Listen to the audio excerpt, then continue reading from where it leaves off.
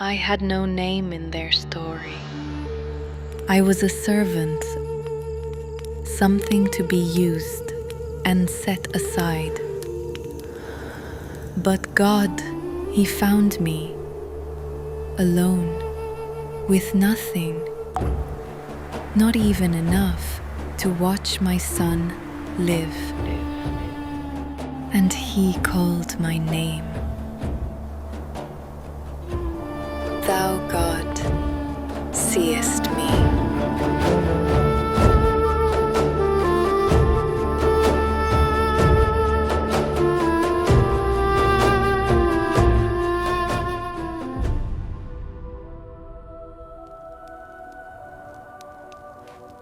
On the edge of the Negev desert, in the tent compound of Abraham, a young Egyptian woman named Hagar served the household of the man God had chosen. She was not a guest or a daughter. She carried water. She ground grain. She moved through the rooms of a life that was not her own. Without being asked to exist beyond her usefulness, in the tent of Sarai, the great wife, Hagar learned the language of watching. She learned which silences to fill and which to leave alone. And she learned, over years of service, the particular grief that lives in a woman who has been promised nothing, while the woman she serves has been promised everything. Abraham had heard the voice of God. He had left his country, his kindred, his father's house. He had walked into the unknown on the strength of a word. The word was this, that his descendants would outnumber the stars. Night after night, the old man sat at the edge of his fire and counted what he could see of them: the stars, the sand, the years. And the promise had not yet taken a single step toward becoming true. The tent of the great wife was full of everything except the one thing that mattered. And the desert, which does not hurry for any man's faith, stretched on without end in every direction. There is a kind of desperation that dresses itself as practicality. Sarai had watched her husband's faith hold for decade after decade. She had watched her own body betray the promise year after year. And so she made a calculation, not a wicked one by the custom of her time, a legal one, a desperate one. The bargain of a woman who has decided that if God will not move, she will. She called Hagar to her tent.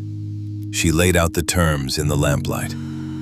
The Egyptian handmaid would go to Abraham. Any child born would be counted as Sarai's own. It was the law of the household. It was the way these things were done. What it was not, and what no one in the tent said aloud, was the voice of God. Hagar walked the moonlit path between the tents that night, with her bundle in her hands and her future already decided for her by someone else's need. She was not consulted. She was transferred. The distinction mattered enormously to the woman inside the transaction, and to no one who held the power in it. She gripped the edge of a sleeping mat in the dark of the main tent, and she held on. Not to comfort, there was none, but to the simple fact of still being herself inside a night that was remaking her into something else. An object of strategy. A vessel for another woman's legacy. The lamp burned. The desert breathed outside. And something in Hagar went very quiet. The quiet not of peace, but of a person learning in real time what they will and will not survive.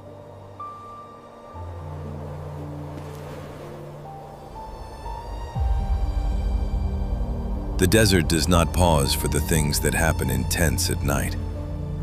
But Hagar paused. She stood at the entrance of the main tent and looked out across the camp into the arriving light. And she knew, with the kind of knowing that lives in the body before it reaches the mind, that she was carrying a child. The heir that Sarai's faith could not produce, the son that Abraham's God had promised and Sarai's plan had attempted to arrange. Growing now, in the body of a woman no one had thought to ask. She stood in the tent entrance while the sunrise broke gold across the Negev. She did not move for a long time. The camp woke around her. Everything had changed, and no one yet knew it but her.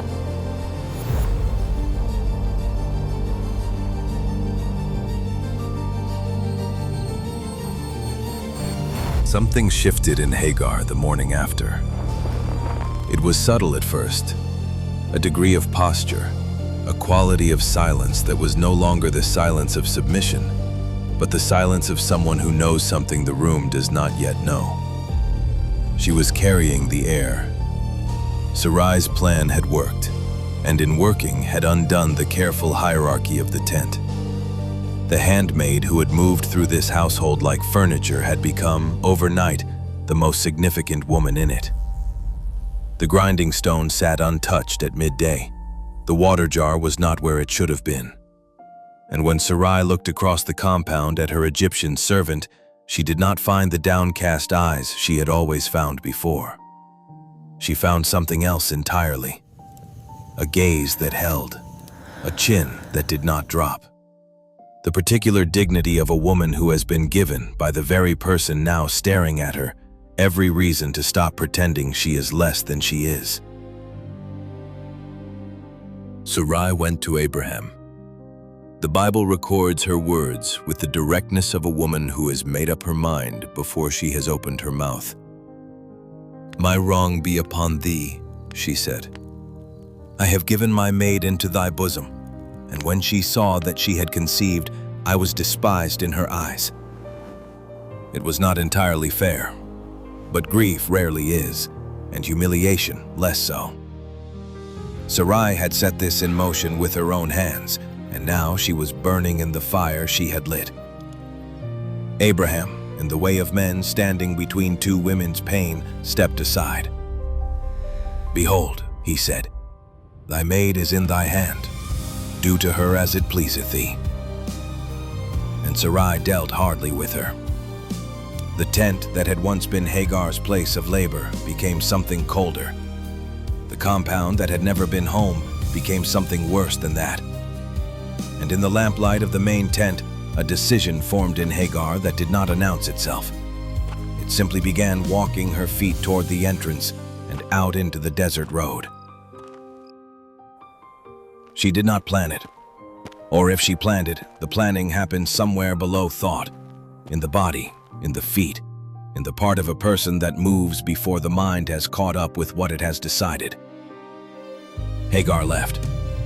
She took the road toward Shur, the road that led back toward Egypt, toward the country of her birth, toward the only direction that made any sense when the place you had been was no longer bearable.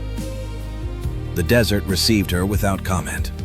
The path narrowed quickly into nothing recognizable. The camp sounds faded behind her until there was only wind and stone and the increasingly uncertain sound of her own footsteps.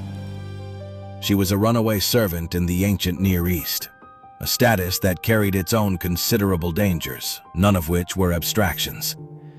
She was pregnant, alone, with no water source mapped in her mind and no destination more specific than away. The desert is not a metaphor. It is a place, and it is very large and very indifferent, and Hagar walked into it with nothing but the child she was carrying and the name of a god she had not yet decided belonged to her.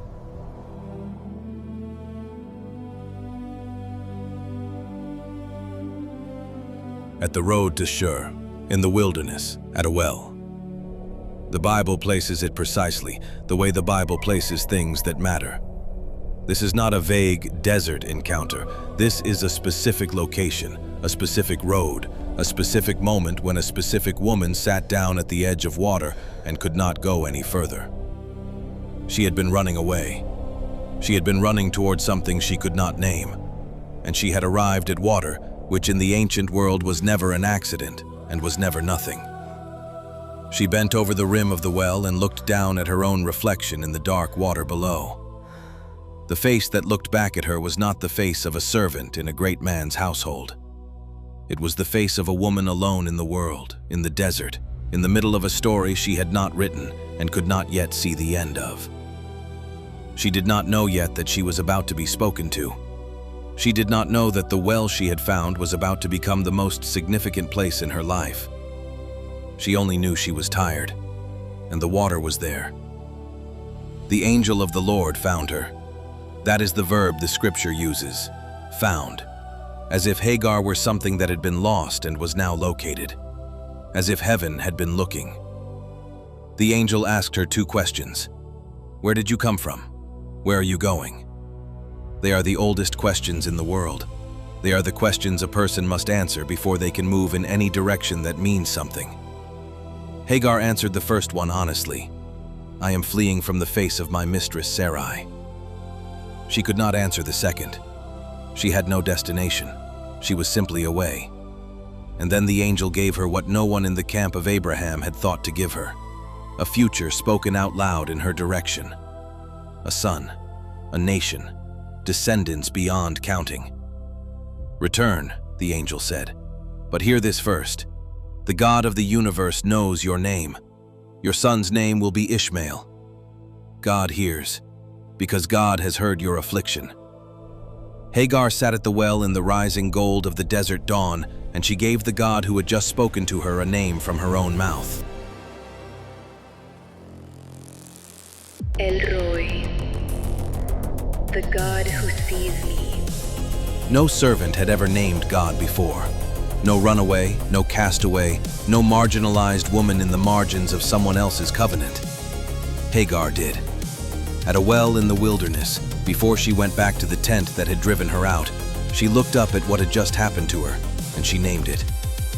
And the well was called Him El Roi, the well of the living one who sees me, the place where God found a woman the world had decided did not need finding.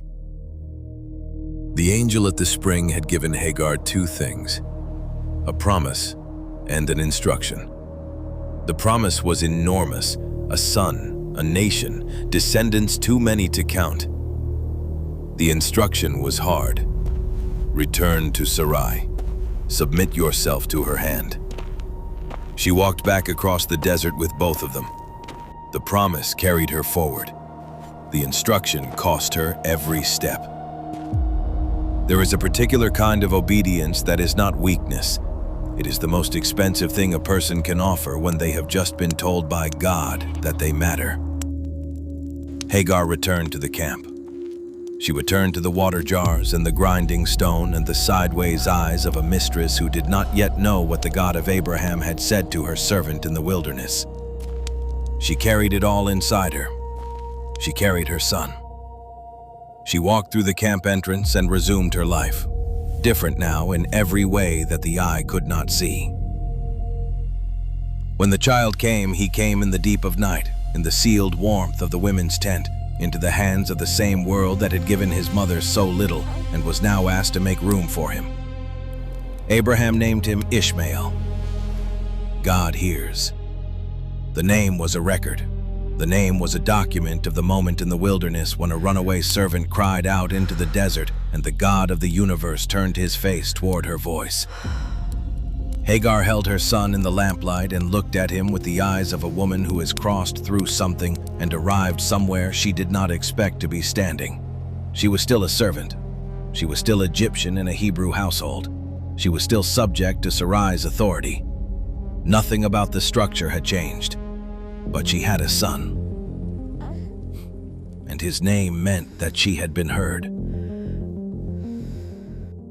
13 years passed the way desert years pass, relentlessly, without softening.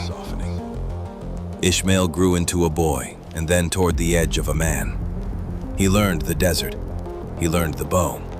He learned to move through the wilderness of Beersheba with the ease of someone who has no city to return to. Hagar watched him from across the camp with the particular ferocity of a mother who knows her child's position in the household has never been guaranteed by anything stronger than the old man's affection. And across the camp in her own tent, Sarai, now in her 80s, remained barren. The promise of God had not yet moved. The stars were still uncountable. The air was still, as far as the camp understood it, Ishmael. 13 years. The desert held its breath. The lamp kept burning. And nobody spoke of what was coming. 3 visitors arrived at the heat of the day, strangers in the form of men, standing at the entrance of the tent with the Negev blazing behind them. Abraham ran to meet them. He called for water, for bread, for the calf to be dressed quickly.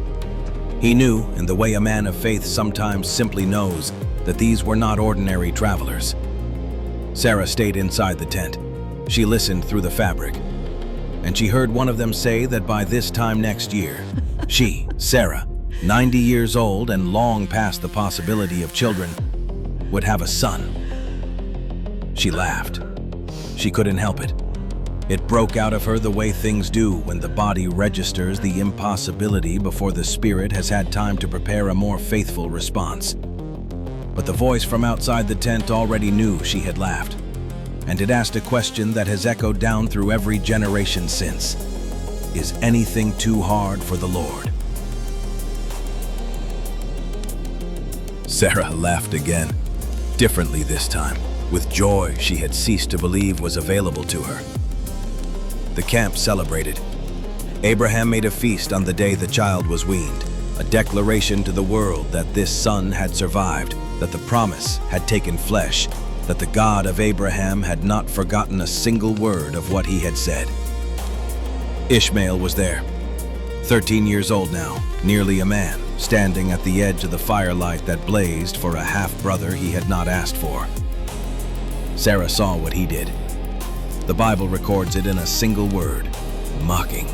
We are not told in detail. We are told only what it cost. Sarah went to Abraham before the feast was over. Her words were absolute. Cast out the bondwoman and her son. The feast continued around them. A cup fell somewhere at the celebration's edge and was not picked up. And the night that had begun as a celebration was already in one tent, becoming something else entirely. Abraham rose before the light. He did not wait for the camp to wake and witness it. He pressed a leather bottle of water and a bundle of bread into Hagar's hands in the cold, gray darkness before dawn, and he sent her away with their son into the wilderness. The Bible says it was grievous in his sight because of his son. It cost him. That is not nothing. But the cost to the man who stayed is a different thing from the cost to the woman who had to walk. 2 silhouettes at the camp gate in the last of the darkness. A woman who had served this household for more than a decade. A boy who had grown up believing he knew where he belonged. They stepped out of the gate and into the desert. The camp did not stir. No lamp was lit to see them go. Abraham stood inside the boundary of what he had decided and watched the sound of their footsteps disappear into the Beersheba wilderness. And Hagar walked, because there was nothing else left to do. The wilderness of Beersheba does not offer gradual difficulty. It is immediately, completely itself. White rock, cracked earth, no shade that matters, no water that can be found without being shown. By the time the sun was overhead, the water was gone. Hagar held the leather bottle upside down. Nothing came. The sides had already caved inward against the vacuum of empty. She squeezed it once more with both hands, the gesture of a person who cannot accept what they already know to be true. Ishmael had stopped walking. He had found the largest thorn shrub he could reach and put his back against it. It cast almost no shade. He was 17 years old, perhaps, and he was dying in a desert that his mother's mistress had sent him to, with a day's worth of water that had run out before noon. Hagar stood in the merciless white light and looked at her son. And she made the only decision left to her: to walk away to the distance of a bow shot, so that she would not have to watch. She sat on a flat rock with her hands pressed over her face, and she wept. The Bible does not soften this. It records it plainly. She lifted up her voice and wept. A mother in a desert, alone, certain she was watching the end of her son. There is a particular quality of grief that has no audience and no comfort and no next step. Hagar had reached it. The water was gone. The shade was gone. The camp was a day's walk behind her and would not take her back. The wilderness stretched ahead with nothing in it. She had been seen by God once before, at the spring of water on the road to Shur. She had been given a name for God that she herself coined in that moment. El Roi, the God who sees. But on this rock in the wilderness of Beersheba, with her hands over her face and her son dying under a thorn shrub within earshot, she could not feel the eyes of anyone on her at all. Then she heard Ishmael's voice, thin, dry, barely carrying across the distance between them, calling once, and she lifted her face. The angel of God called to Hagar out of heaven, not from the ground, not from a bush, from heaven, directly, immediately, without the distance of a dream or the mediation of a priest. What aileth thee, Hagar? Fear not, for God hath heard the voice of the lad where he is. The scripture is precise about this. God heard the voice of the boy. Not the weeping of the mother, though she had been weeping. The voice of a dying teenager in a thorn shrub in the Beersheba wilderness. That was the sound that moved the God of heaven to open a well in the desert. And then the text says something extraordinary. God opened her eyes. Not the ground, her eyes. The well was already there. It had been there the whole time. Hagar could not see it until God made it visible to her. She ran to it. She filled the bottle. She brought it to her son, and Ishmael drank. They ended up staying in the wilderness. Hagar did not go back to Egypt. She raised her son in the desert of Paran, where God had met her twice. Ishmael became an archer and a man of the desert. From him came 12 tribes, and the Arab nations were born. To this day, hundreds of millions trace their lineage back to the son of Hagar. The slave whom was cast out became the mother of a people. Not because the world gave her anything, but because God knew her name.